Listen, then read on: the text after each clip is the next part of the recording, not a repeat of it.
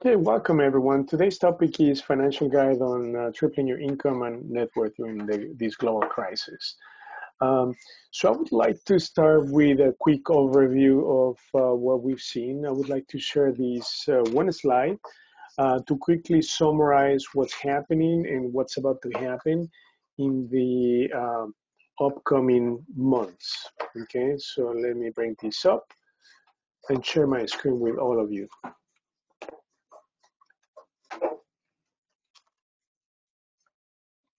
Okay, so we have it up on the screen. Here we go.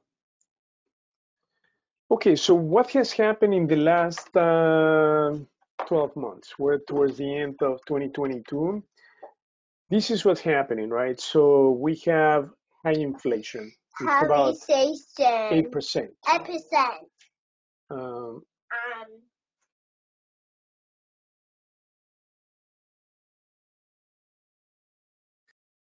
Okay, so inflation is at about 8.5. So no wonder why the Fed has rapidly increased interest rates.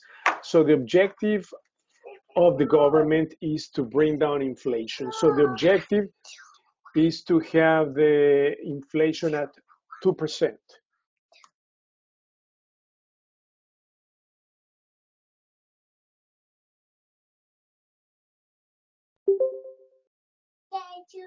Okay. So again, the government's objective is to have the inflation at 2%. So how are they going to try to achieve that? Is by rapid hikes on interest rates. So there have been 5 increases in 2022. Okay. And they have announced that they will do probably one more before the end of the year, and then one more early next year. So are they working? No, that's the big problem. They're not working. Interest rate right now, they're still high, about 7%. So 5 hikes in the last 11 months have only helped bring inflation by 1 or 1.5 points. And the objective, remember, is to have an inflation of 2%. So they're very, very far. So what's the correlation of the Fed's increasing the rates with mortgage rates?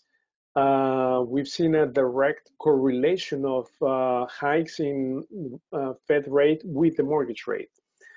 So right now the rates are they're hovering the 8.5 for interest rates, okay, on mortgages. So what's happening, right? So I have this is a basic, very important chart that I want to show. We have supply and demand, and then prices. Okay, so we're going to be referring to supply of inventory supply, houses, and the demand for housing. So supply and demand are going to drive prices. So pre-pandemic, we had a huge demand. Okay, so the demand for housing was really high. Okay, however, the supply for housing was really low. Okay, so what happened was that demand is high, but supply is low. So prices were going through the roof. Okay, so now by having high interest rates, that's putting a lot of pressure on home buyers. Affordability, so they cannot afford the same property. So what's happening is that that's putting a lot of pressure on the demand. That is why you have property prices dropping, okay, as demand softens, right? Because people can't afford to buy a house anymore with such a high interest rate on mortgages. Then supply is still low, okay, but demand is decreasing. So we're seeing 5 to 15% decrease in property prices just in 2022. Okay, so it's affecting the market overall. So it has switched from a seller's market into a buyer's market. But keep in mind, we still have a very low inventory supply. So typically nationwide, the objective is to have about 2.5 million houses active for sale. And right now it's about half of it, 1 million active properties for sale. So there's a very low inventory supply today and a very low demand. So pretty much they're meeting sort of in the middle, supply and demand, but that's causing property prices to adjust or correct themselves. So that is why we've seen, depending on the neighborhoods and areas, decreases in at least 5 to 15%, okay? So now on this chart that I'm showing on the screen, consumption, okay? So this is consumer spending has gone down, right? People are starting to tap into their savings, right? They're not at a point like in 2008, right, where they were relying on appreciation, on rapid appreciation of their housing to be able to keep the house. Otherwise, they would lose it. No, okay. They're still able, because we're nowhere near 2008 as far as people having access to funding, right? In 2008, just about anyone could get a loan, right? Just they made a phone call to a loan officer, they could get a loan. Not today. Today, all the lending requirements are very strict, okay, to prevent the same bubble from bursting. So what's pushing really high through the roof, as you can see, is the rental market, okay? So rents have increased 35%, okay, across the board in all suburb cities, especially in the suburbs, right? We've seen a great migration of people moving out from the cities into the suburbs. So people cannot afford to buy a house, they still need a place to live. So the only route they have is to find a rental property. Okay, so home ownership has gone down tremendously, 65%. Okay, why? Again, because they cannot afford to buy a property. We're in the worst purchasing conditions ever. You have two factors. You have a low inventory supply and you have high interest rates. When you have those two factors in place, that makes the worst purchasing condition today, okay? Inflation still high. I mean, you can see that on basic consumer products, right? Gas prices. I mean, everything is still high, and that's what the government is trying to do. They're trying to bring that inflation down to 2%, but they're not able to make it happen. And historically, in the last 100 years, they've been able to accomplish that only twice in the last 100 years, okay? Bringing the inflation to 2%.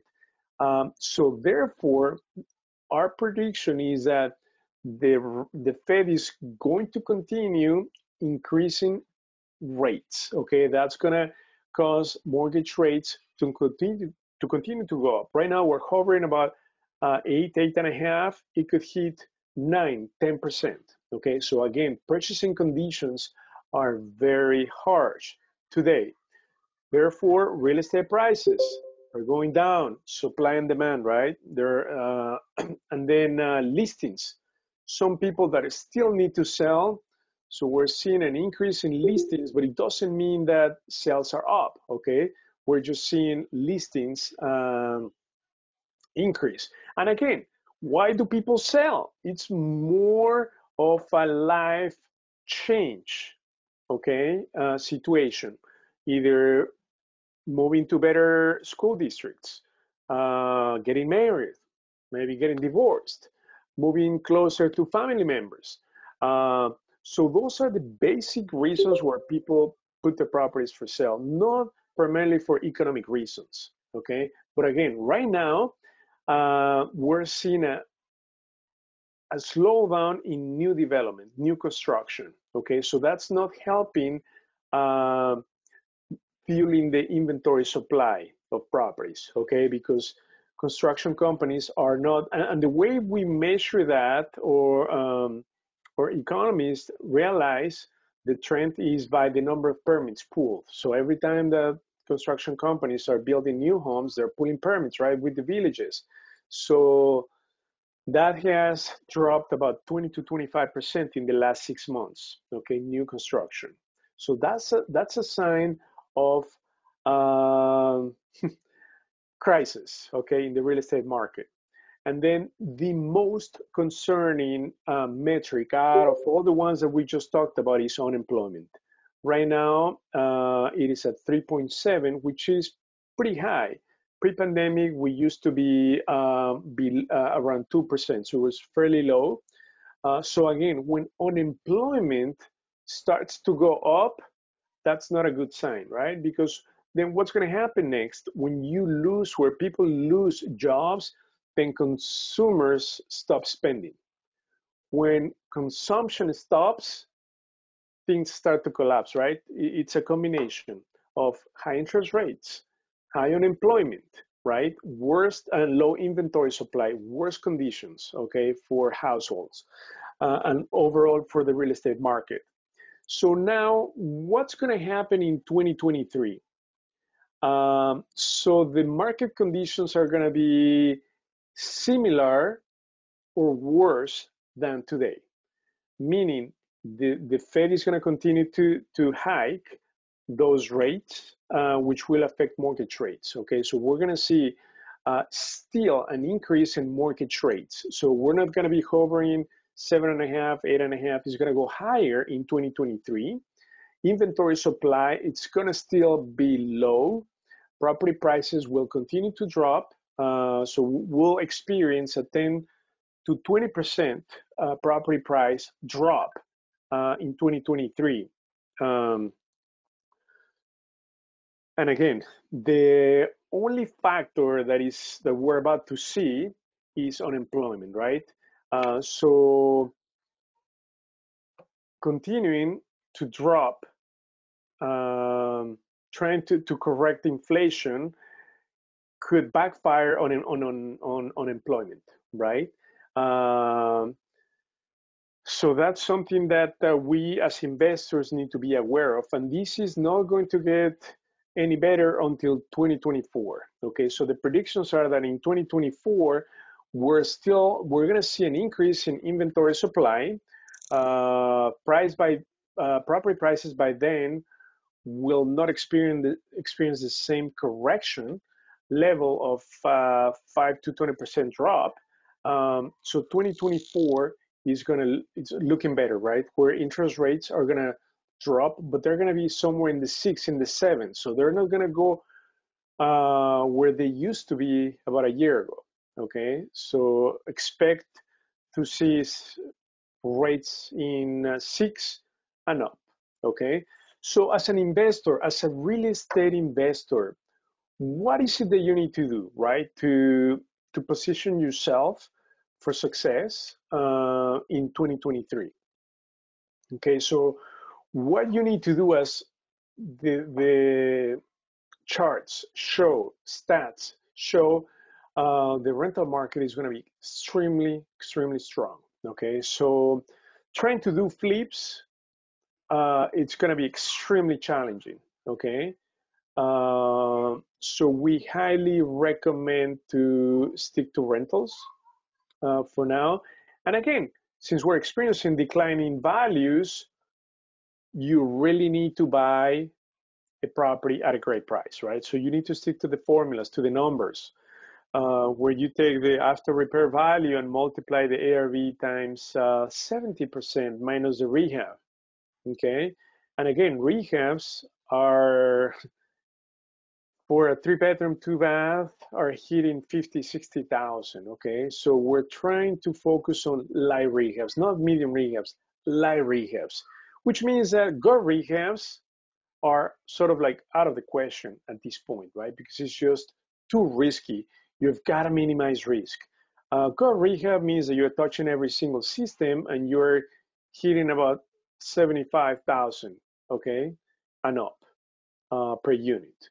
And that's typical in a gut rehab. You can easily hit 70, 80,000 in today's market conditions, where labor and materials are through the roof as well. Okay, so again, we're trying to focus on light to medium rehabs, more so the light rehabs than the medium. Okay, because the medium can easily hit the 60. So the rental market is really strong. I mean, we just put a property on the market this week. 5 people showed up, okay, and a handful of them applied for the property. So we were able to get it rented right away. We were able to pick the top tenant. They were able to pay top dollars. Section 8 voucher holders or the rent allowances for Section 8 voucher holders has gone up a lot in for January, starting January 2023. So let me give an example.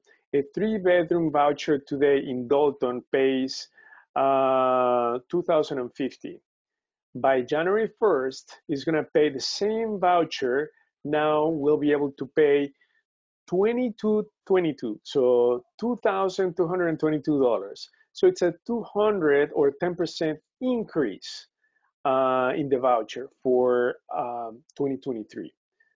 Why? Because they realize that they have to keep up with the market rents. Else, all Section 8 vouchers are being left out of the competition, right? So now that is why Section 8 has increased their rates by 10%, okay, their payouts in 2023. So that's something to keep in mind. So the rental market will continue to be strong for 2023, okay? So you have the option to rent, to hold rentals, and wholesale. So wholesaling, it's also another great strategy for investors because it's a very low risk strategy, okay? You obviously have to spend money on marketing, but the risk is very little, okay? So the two strategies to focus on is wholesaling and rentals, okay? Flips, for now, we're putting a stop or a break on them unless it's like an amazing deal.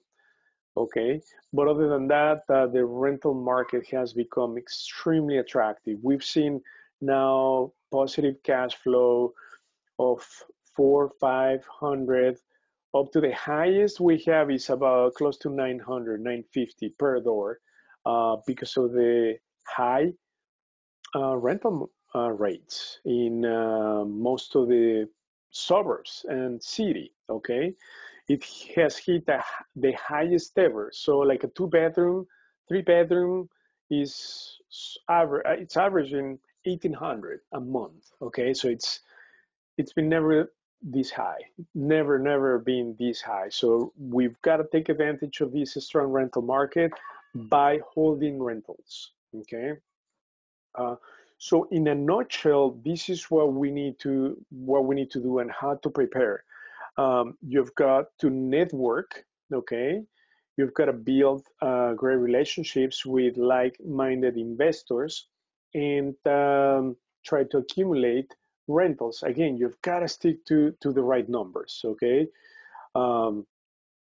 So like for instance, through one of our members, we're negotiating a 3-bedroom, 1 bath in Dalton.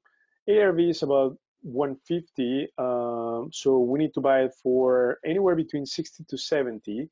The rehab is going to be about 40, so all in is going to need to be about between 1 to 110, but it will need to appraise between 150 to 160, 65. Okay, but again, this is all for rental purposes. So you need to have 25% equity in the back end. So you've got to stick to the numbers where you take the ARV, and remember, you're having declining ARVs in the near future. So That is why we take existing ARVs. So we look at comps in the last 3 months and use those as existing or current ARV times 70% minus the rehab.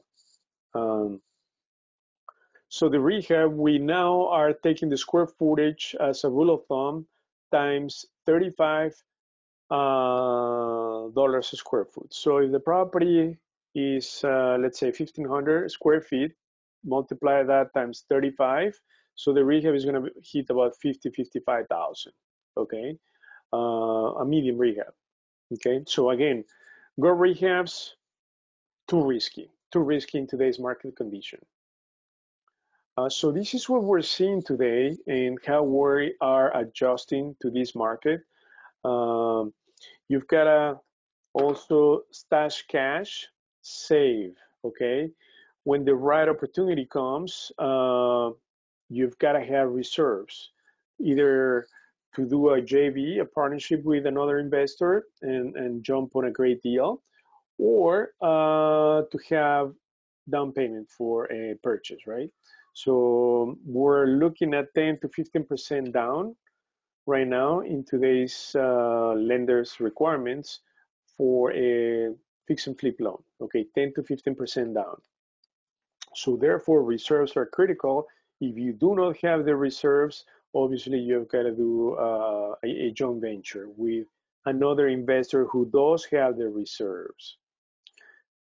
So far, are there any questions on what we're explaining and what's about to happen in 2023 and how you need to prepare for it?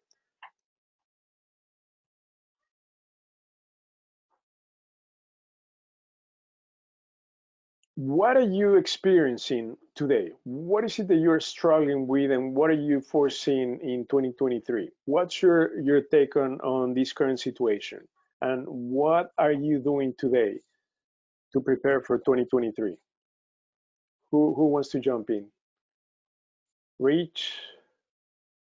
Well, it's Tim Dixon here. How are you doing? Oh, team, good. Thank you. Well, I mean, I'm still going about doing the same thing I was doing 6 months ago, trying to contact motivated sellers.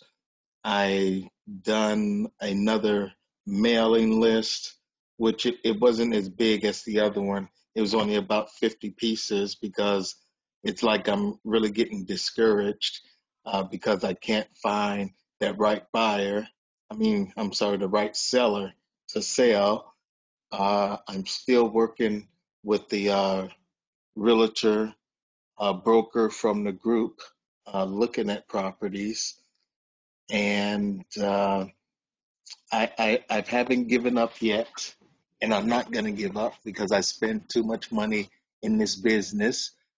So my plans for 2023 to move forward is to continue with some marketing, continue making phone calls, continue sending text messages, trying to get those buyers, and even following up with the postcards and the people that I've already contacted.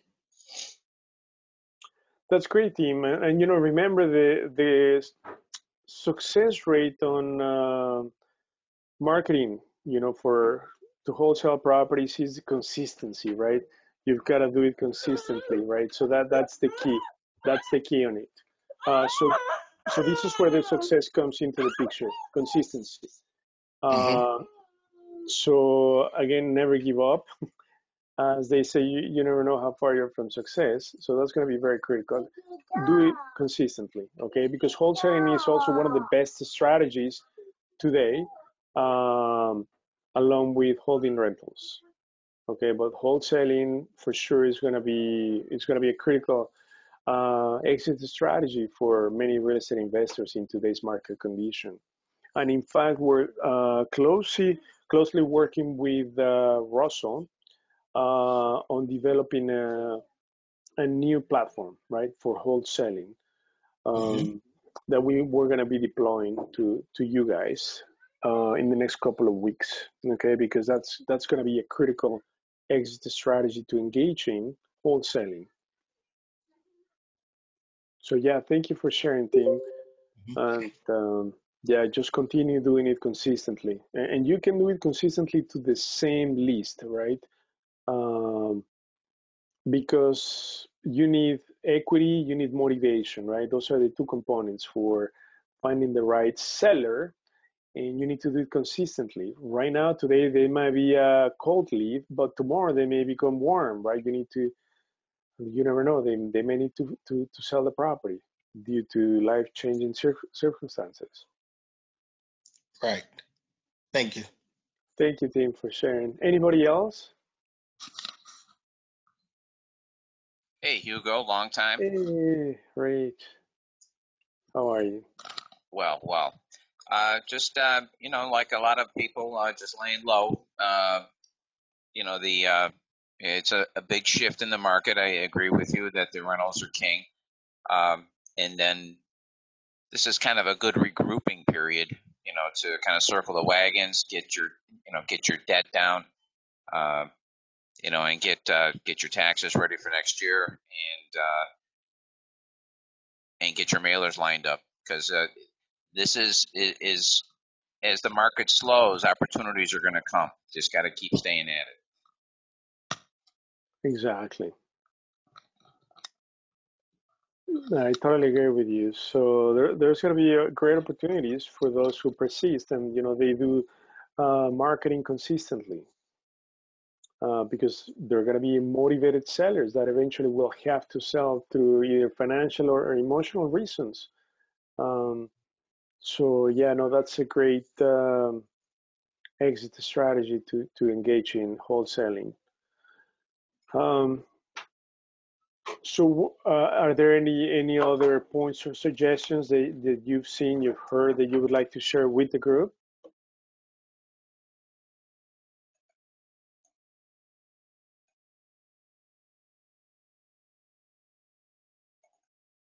Anybody else who would like to jump in or share what you're currently working on?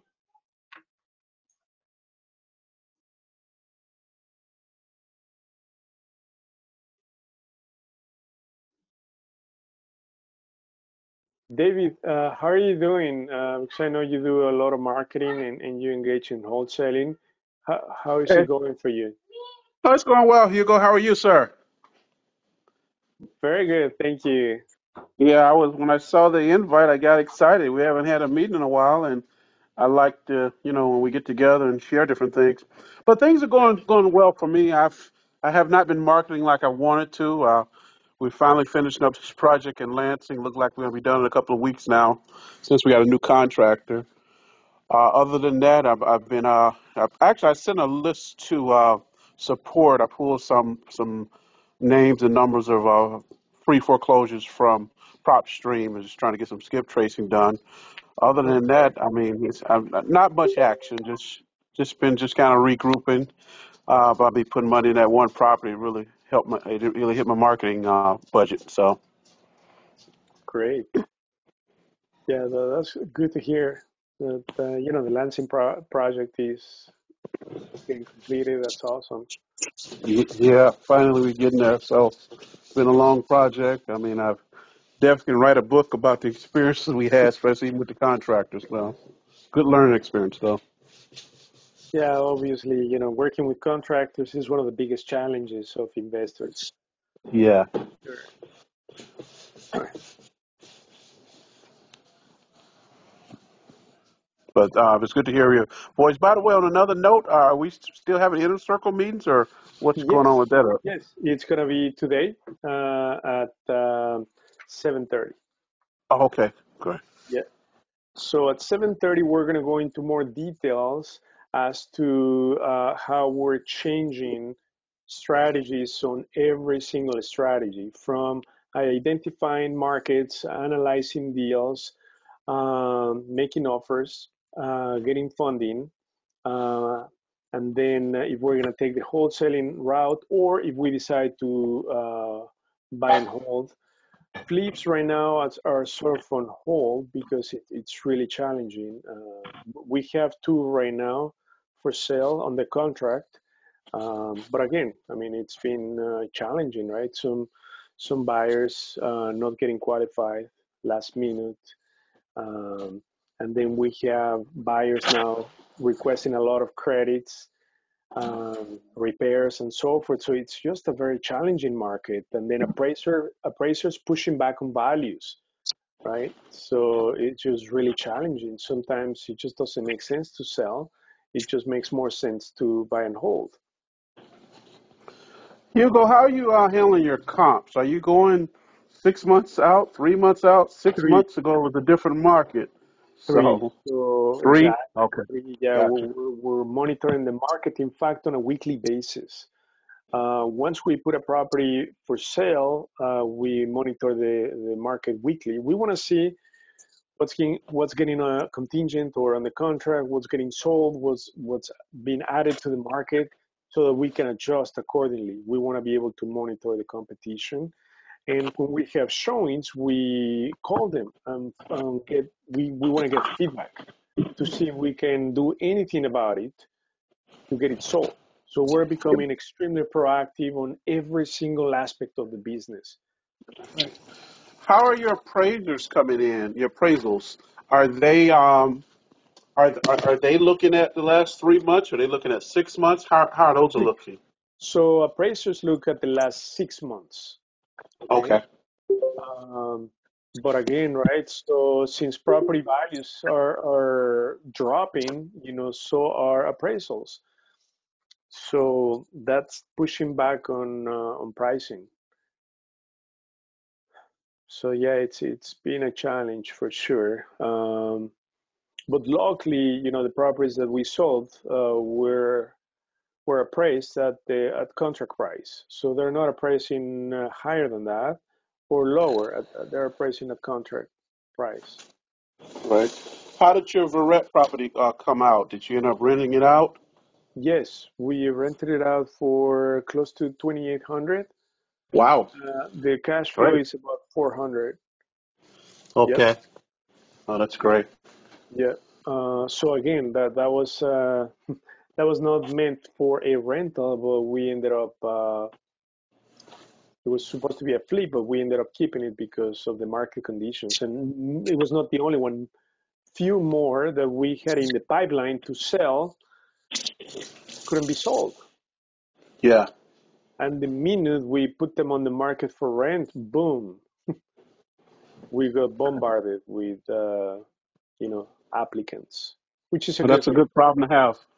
Exactly, it was a good problem. It was not the intention, but it worked out. And as you can see on my chart on my screen, the rentals are is the only thing that is positive in today's environment. Rental market very strong, right? Because that's what's happening. When people cannot afford to buy, they go into the rental market. We have existing tenants who were looking to buy, and they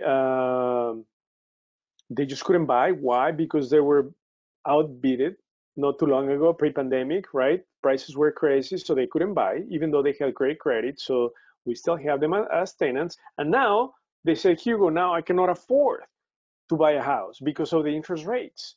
So they ended up staying in the property longer. I mean, for us, I mean, it works. So that's fueling the rental market. Okay, so that's helping rental rates. That's helping vacancies, right? But again, so we just need to be extremely careful when it comes to screening prospective tenants, right? Despite the fact that there are so many out there, the risk is higher also to get a bad tenant. So you've got to be careful because there are more out there, but more doesn't mean better. More means better screening on your side because you can end up with somebody that is not collectible, and that's a problem.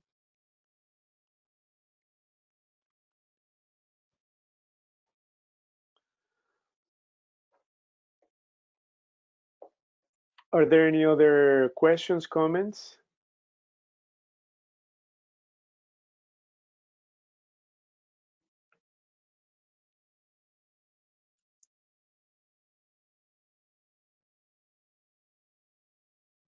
Marlon, Nicole. I have yeah, question. So did you send out the link for the next meeting already? So we're gonna have, yeah, so we're gonna have the cash flow in a circle meeting today at 7:30. Did you all get that link or not? No, I don't remember. No, Uh, I only saw one link. No, there is no link. no link. Okay, so I'm gonna make sure that you all get the link. I'm gonna send a message to support so that you can all get it. In fact, I'm gonna pull up the link right now and then I'll share it with the group via the chat. Okay, Okay. so because we're gonna go into more details. So that meeting is supposed to start in about 18 minutes. So I'm gonna copy that to the clipboard and I will paste it on the chat right now so that you all have it.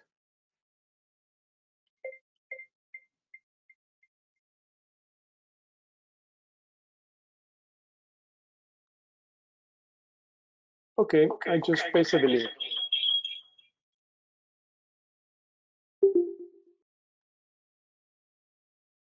So it's on the chat, so you guys can join. So we're gonna go into more details as to what exactly we recommend you do moving forward because we are pretty much doing a 360-degree on everything we're doing, from property management to um, acquisitions, analysis, everything. Everything is taking a big shift. Even the markets that we focus on, okay, everything is, we just Yeah. need to adapt to it. Yeah, Bobby, were you going to say something? No, I just sneezed. Oh, okay. So, Bobby, on your end, a scenario broker, what are you seeing? What are you experiencing right now? Not much action. Actually, there was a meeting in Dallas in early September. I didn't go in person. I just participated in some virtual sessions, and they don't expect like huge, huge influx of REO listings because many of those are getting sold. You know, the whole portfolio is getting sold to like hedge funds and stuff like this. So basically, only problematic properties, properties with squatters and something that's, you know, there's a cloud on the title or something like this. I mean, this doesn't mean that there's not gonna be anything at all, but it's gonna be a lot less than people are actually expecting. That And makes actually, sense. they brought out some statistics that, because basically, if you compare year over year increase in REO, there is a huge jump, but that's just because nothing was happening the prior year. But if you compare this year to pre-pandemic numbers, the numbers are going down, which means that there is no, you know, the hopes of many investors that there's going to be a huge influx of REO listings. That's not going to be real. Yeah, that's a great point, and I've heard the same thing, right?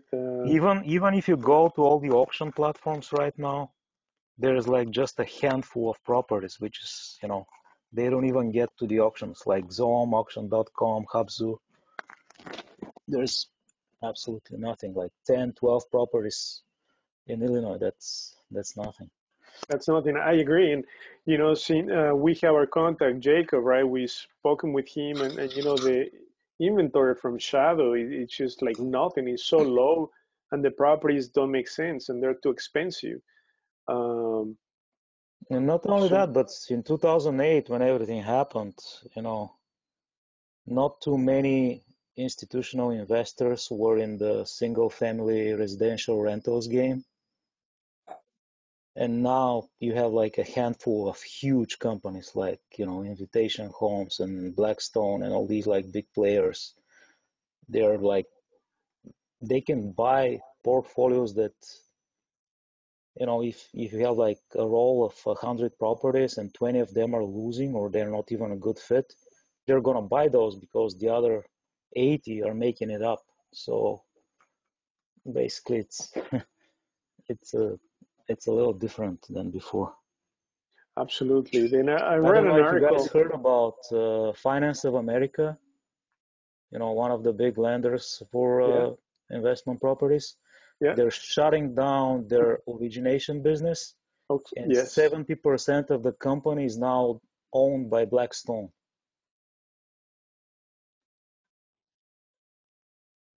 I heard that they stopped their operations, their funding, because we have some investors who used to use them, but obviously not anymore. Um,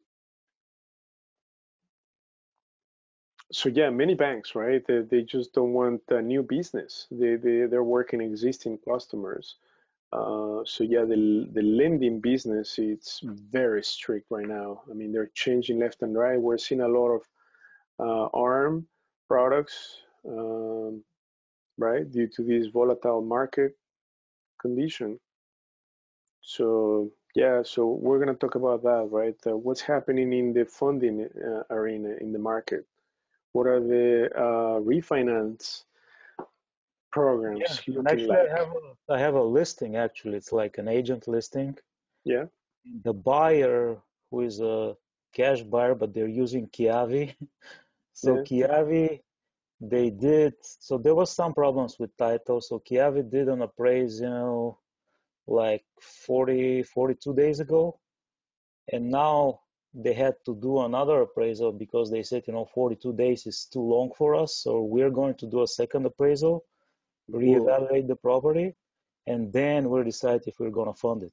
So now we had to extend the closing date, and I'm waiting for a guy to come on, I believe Friday, Friday at 10 a.m. to do a second appraisal. Unbelievable. Yeah, because the market is changing so fast, so they just want to cover, protect their investment. No, it makes Yep. sense.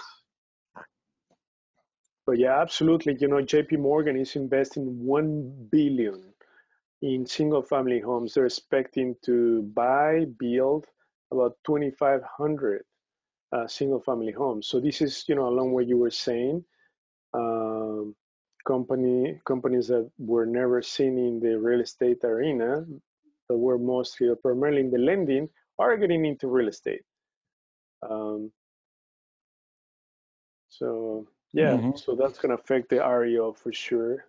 Us as investors, right, having a chance at a No, great actually, credit. one of the presenters on this REO convention was, if you know, Black Knight is a company that is generating data of all mortgages and servicing companies and stuff like that.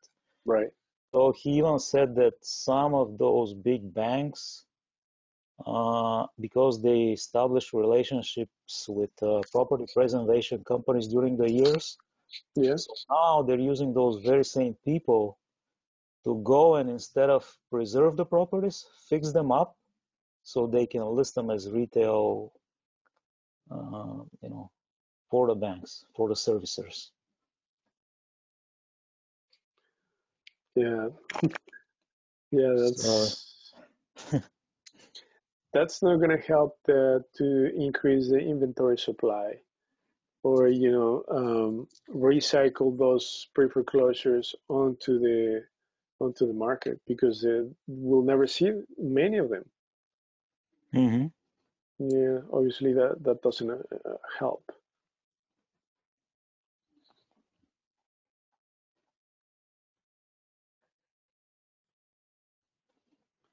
Yeah, no, thank you, Bobby, for sharing. Anybody else, or any other comments?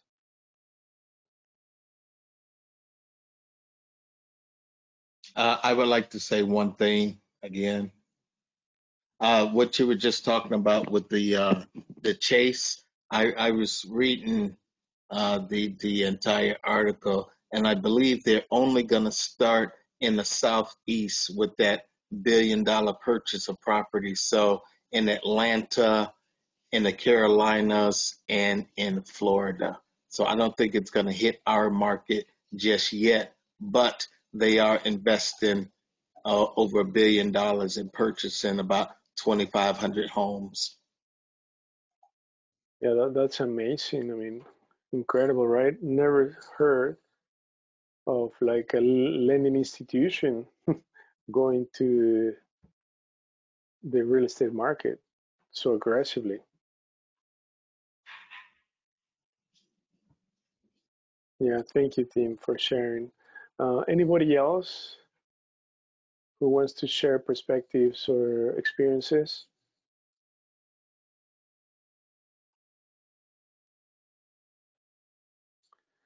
So let's just quickly summarize, right? What is it that you need to do and how can you protect your investment? So the name of the rule is to minimize your risk to be able to maximize your return. So if you're an investor, you only have pretty much three exit strategies, right? So flip, hold, and wholesale. So the better two exit strategies are going to be wholesaling and rentals. Okay, flipping, it's going to be extremely risky. Okay, through declining ARVs um, and shifting towards a buyer's market. Okay. Also, the question is, should Gail. you go ahead? Oh, were you going to say something? Right. Okay, so uh, focus on those two exit strategies. Continue to build relationships with investors that you can complement each other. If you have the reserves, they have the experience, vice versa, to do joint ventures. Um, Obviously, doing JVs on rentals, it's a little bit more challenging because it's a long-term investment. Um, so you just need to work the details, which is what we're going to cover in more details in the next meeting. And then regroup, as Rich and Bobby said. Prepare for your taxes early on, save cash, um, jump on great deals, right? Not anything that flashes over here that people believe are great deals. Stick to the numbers, right? ARV times 70% minus the rehab. Be extremely conservative on the rehabs because they're gone, they've gone through the roof, right? All the rehab expenses, 50, 60 for a 3 bedroom, 2 bath. Um, So again, minimize your risk. Um, and then if you're in the rental market, I think you're in a good spot. Okay, as long as you do thorough screening of prospective tenants, rents are on the rise. That's the only green section that we have on this chart. The rental market. Inflation, it's still high, 7%, despite the last 5 hike rates from the Fed, which are directly correlated to hikes in the mortgage rates. Property prices will continue to decline 5 to 10, 15%, depending on the area in 2023. The only, unemployment, which is the only factor that is very critical to the whole puzzle, if it continues to go up, that's gonna affect consumer spending, which is huge for the economy, right? When people stop spending, that's a big problem. Okay, um, so stay connected, reach out, save money, and if you have any questions, please reach out to us. Support at Chicago DealVault. And again, we're going to have a meeting that I sent the invite on the chat. So this is for the cash flow inner circle. So it's a closer group that we're going to be meeting again once a week, where we give you insider tips, assistance on with resources A through Z, right? On engaging in these strategies that are going to make sense for 2023, right? Like wholesaling, rentals. So we're going to go into more details as to the new strategies on how to identify great rental markets, how to do marketing for wholesaling to identify potential sellers, as well as analyzing deals, doing the wholesaling, the marketing for them, and if you engage in rentals, how to pursue and how to work successfully with contractors, okay, which is a big piece of the puzzle. So join next meeting, 7:30. Are there any other questions? I'm going to remain on the line for the next two meetings. For the next 2 minutes, and then I'm going to send a link to our CashFlow Inner Circle group. Okay, so I'm going to post it on the chat. So this is what we do for the CashFlow Inner Circle. We're going to be focusing on obviously rentals, and this is what we can help you with, right? So the networking, the mentoring, the network support. So this is what we're going to be helping you with, okay? So that's about to start in a few minutes. So thank you everyone for joining today. It was great hearing from many of you, and I look forward to seeing you on our next call. I'll remain on the line for the next minute if you have any further questions. Thank you all for joining.